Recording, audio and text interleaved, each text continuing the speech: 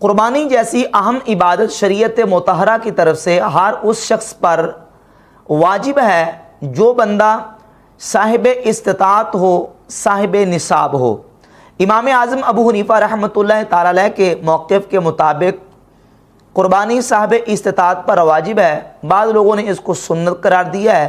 اور کہا کہ کر لیں تو ثواب ہے، نہ کرے تو کوئی گناہ نہیں ہے، جبکہ امام اعظم ابو حنیفہ نعمان ابن ثابت رضی اللہ تعالی عنہ کا موقف دلائل کی روشنی میں کتاب و سنت سے جو دلائل ہیں بالکل واضح ہے کہ صاحب استطاعت پر قربانی کرنا واجب ہے۔ صاحب استطاعت ہر وہ شخص ہے جس کے پاس 7.5 تولے سونا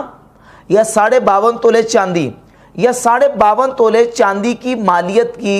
رقم، روپیہ، پیسہ یا کوئی بھی کرنسی اس کے پاس موجود ہو، مال تجارت موجود ہو، یا اپنے گھر کے اندر جو حاجت اصلیہ سے زائد سامان ہے وہ بھی اگر 52.5 تولے چاندی کی رقم کو پہنچ جاتا ہے تو اس مال کا مالک وہ صاحب نصاب ہے، اس پر قربانی کرنا واجب ہے۔ قرآن مجید فرقان حمید میں اور نبی پاک صلی اللہ علیہ وآلہ وسلم کی احادیث مبارکہ میں اس کے دلائل موجود ہیں۔ اس سے پہلے کہ میں وجوب قربانی پر دلائل پیش کروں، تمہیداً مختصر سا یہ خاکہ سمجھیں کہ قرآن مجید میں احادیث مبارکہ میں بعض مقامات پہ فرض، واجب اور سنت کے الفاظ لغوی معنوں میں استعمال ہوئے ہیں، اصطلاحی معنوں میں استعمال نہیں ہوئے۔ مثلا فرض کا معنی ہے مقرر کرنا، اندازہ کرنا، سنت کا معنی ہے طریقہ، عادت، اور واجب کا معنی ہے لازم ہونا یا کسی چیز کا ثابت ہونا۔ تو اب لغوی طور پہ تو اگرچہ ان کے یہ معانی موجود ہیں، لیکن فقہا کے نزدیک جو اصطلاحات ہیں واجب کی، سنت کی، فرض کی، ہم نے ان اصطلاحات کی روشنی میں دیکھنا ہے کہ کون سا حکم شرعی واجب ہے اور کون سا حکم شرعی جو ہے وہ سنت ہے۔ اگرچہ بعض احادیث میں ایک واجب کے لیے بھی سنت کا لفظ استعمال کیا جاتا ہے، لیکن اس سنت سے مراد عادت اور طریقہ ہوتا ہے، نہ کہ اصطلاحی سنت۔ اب جب ہم قربانی کے حوالے سے دیکھتے ہیں تو قربانی دلائل کے اعتبار سے واجب ہے۔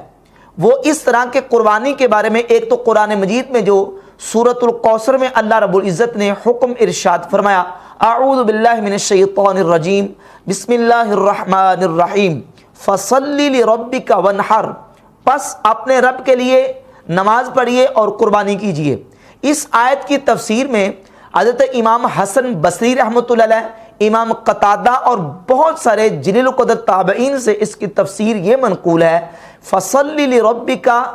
پس اپنے رب کے لیے نماز پڑھیے سے مراد یہ عید کی نماز ہے۔ ونحر، اور ونحر یعنی انحار کا جو صیغہ ہے اس میں حکم ہے قربانی کرنے کا۔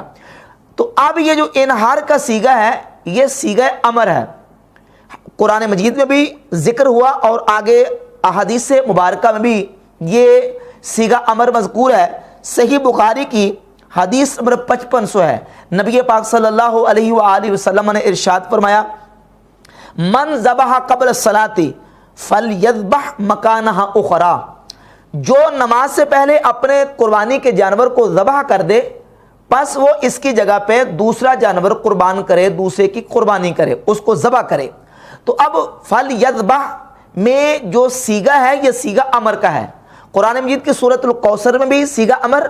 اور حدیث میں بھی صیغہ امر ہے، یعنی نبی پاک صلی اللہ علیہ وآلہ وسلم نے بھی حکم دیا اور اللہ رب العزت جل شانہ کی طرف سے بھی حکم ہے۔ تو اب یہ جو امر کا صیغہ ہے، اصول فقہا میں یہ اصول اور ضابطہ ہے۔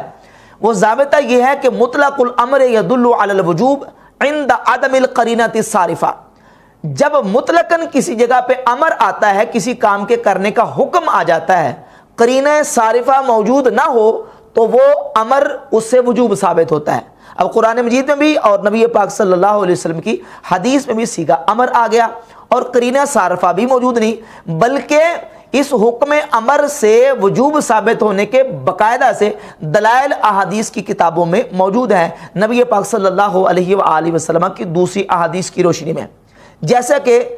سنن ابن ماجہ حدیث نمبر 3123 اور اس کے علاوہ मुस्तदरक अल सहीहैन में जिल्द नंबर 5 सफ़ा नंबर 156 और हदीस का नंबर है 7727। इमाम हाकिम ने इस हदीस को सही कहा, इमाम ज़ाहबी ने भी इस हदीस को सही कहा, नासरुद्दीन अलबानी गैर मुक़ल्लिद ने भी इस हदीस को हसन करार दिया है। वो हदीस ये है कि हज़रत अबू हुरैरा रज़ियल्लाहु ताला अन्हु फरमाते हैं कि नबी मुकर्रम सल्लल्लाहु अलैहि व आलिहि वसल्लम ने इरशाद फरमाया, मन कान लहू सिआतुन वलम युदही, जिस बंदे के पास गुंजाइश हो, उसके पास वुसात हो और वुसात के बावजूद वो कुर्बानी ना करे, फला यक़रबन्न मुसल्लाना, बस वो हमारी ईदगाह के करीब ना आए, यानी हमारे साथ ईद पढ़ने के लिए हाजिर ना हो जो वुसात के बावजूद कुर्बानी नहीं करता। एक तरफ अमर मौजूद है और दूसरी तरफ उस अमर पर अमल ना करने पर नाराजगी और वईद मौजूद है कि नबी पाक सल्लल्लाहु अलैहि व आलिहि वसल्लम ने उस बंदे पर तहदीद इरशाद फरमाई जो बंदा वुसअत के बावजूद कुर्बानी नहीं करता। तो लिहाजा इस हदीस से और दीगर दलाइल से ये बात बिल्कुल वाज़ेह हुई कि कुर्बानी करना ये सिर्फ मुस्तहब अमल नहीं है कि कर लें तो सवाब है, ना करें तो कोई गुनाह नहीं है, बल्कि इमाम आज़म अबू हनीफा रहमतुल्लाह का जो मौक़िफ़ है इन दलाइल की रोशनी बिल्कुल वाज़ेह होकर सामने आता है कि कुर्बानी करना साहिब इस्तिताअत पर वाजिब है। इसके अलावा आगे चलिए, सुन्ने निसाई में 4230 नंबर हदीस है, सुन्ने अबी दाऊद में 2788 नंबर हदीस और सुन्ने इब्ने माजा में 3125 नंबर हदीस है कि नबी मुकर्रम सल्लल्लाहु अलैहि व आलिहि वसल्लम ने इरशाद फरमाया, इन्ना अला अहले बैतिन फी कुल्ले आमिन अदहातन व अतीरा, कि हर घर वाले पर हर साल एक कुर्बानी और अतीरा लाजिम है, वाजिब है। ये आला जो है ये इल्ज़ाम के लिए आता है, किसी चीज़ को लाजिम करने के लिए, कि हर घर वाले पर साल में कुर्बानी करना वाजिब है और अतीरा करना वाजिब है। अतीरा का हुक्म मनसूख हो गया और कुर्बानी का हुक्म बिल्कुल अपनी जगह पे मौजूद रहेगा। लिहाजा इस अला से भी साबित हुआ कि कुर्बानी करना साहिब इस्तिताअत पर वाजिब है। इसके अलावा एक और हदीस नबी मुकर्रम सल्लल्लाहु अलैहि व आलिहि वसल्लम की बारगाह अक़दस में एक सहाबी हज़रत अबू बुरदा रज़ियल्लाहु ताला अन्हु हाजिर हुए और अर्ज़ की, या रसूलल्लाह सल्लल्लाहु अलैहि वसल्लम, मेरे पास एक जज़ा है बकरी का बच्चा, तो क्या मैं अगर उसको कुर्बानी उसकी दे दूं तो क्या मेरी तरफ से कुर्बानी हो जाएगी? तो हुज़ूर अक़दस सल्लल्लाहु अलैहि व आलिहि वसल्लम ने इरशाद में, ये सुन्ने अबी दाऊद की हदीस नंबर 2800 है, सही हदीस है, वला तुजज़िउ अन अहदिन बादका, फरमाया कि तेरे बाद ये किसी की तरफ से जायज़ नहीं होगा, यानी तू कर ले कि तेरी तरफ से जायज़ हो जाएगा, लेकिन तेरे बाद किसी की कोई बंदा करता है तो उसके लिए ये करना जायज़ नहीं होगा। तो ये हदीस भी इस बात की दलील है कि अगर ये एक तरगीब के तौर पर होता और रगीबा में से और एक मुस्तहब अमल होता तो ठीक है, जो मर्जी जानवर कुर्बान कर लेते उसको नफल का सवाब मिल जाता, लेकिन नबी पाक अलैहिस्सलातु वस्सलाम ने फरमाया कि तेरी तरफ से तो जायज़ है, तेरे बाद किसी की तरफ से इस तरह का छोटा जानवर कुर्बान करना कुर्बानी के लिए जायज़ नहीं है। इमाम अबू जाफ़र मोहम्मद बिन सलामा अत-तहावी रहमहुल्लाह अपनी किताब इख्तिलाफुल फुक़हा के सफ़ा नंबर 81 पर इसी हदीस को बयान करने के बाद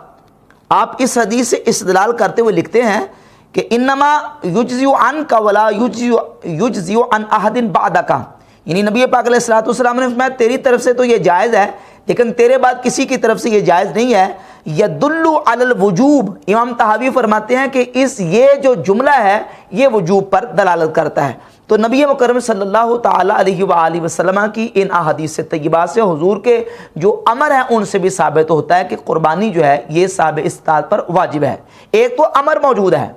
और उसके साथ नबी पाक सल्लल्लाहु अलैहि व आलिहि वसल्लम का दायमी मुवाज़बत वाला अमल क्या है, हुजूर का अपना ज़ाती अमल क्या है। सैयदना अब्दुल्ला इब्न उमर रज़ियल्लाहु ताला अन्हु फरमाते हैं, जामे तिरमिज़ी की हदीस नंबर 1507 है, जिसको इमाम तिरमिज़ी रहमतुल्लाह अलैह ने इस हदीस को हसन करार दिया है कि अकामा रसूलुल्लाह सल्लल्लाहु अलैहि व आलिहि वसल्लम बिल मदीनते 10 सिनीना युद्दही। अब्दुल्ला इब्न उमर रज़ियल्लाहु ताला फरमाते हैं कि नबी पाक सल्लल्लाहु अलैहि व आलिहि वसल्लम मदीना शरीफ में 10 साल रहे और हुजूर ने 10 साल ही मदीना शरीफ में कुर्बानी अदा फरमाई। तो हुजूर के अमल से मुवाज़बत भी साबित हो गई और इस पर नबी पाक अलैहिस्सलातु वस्सलाम का अमर यानी हुक्म देना भी साबित हो गया, और जो इस्तिताअत के बावजूद कुर्बानी ना करे उससे नबी पाक अलैहिस्सलातु वस्सलाम की उस पर वईद भी جو وہ حدیث پہ مذکور ہوئی، تو ان سارے دلائل سے یہ بات واضح ہوتی ہے کہ قربانی کرنا صاحب استطاعت پر واجب ہے۔ امام ابن ماجہ نے اپنی کتاب سنن ابن ماجہ میں تو باقاعدہ باب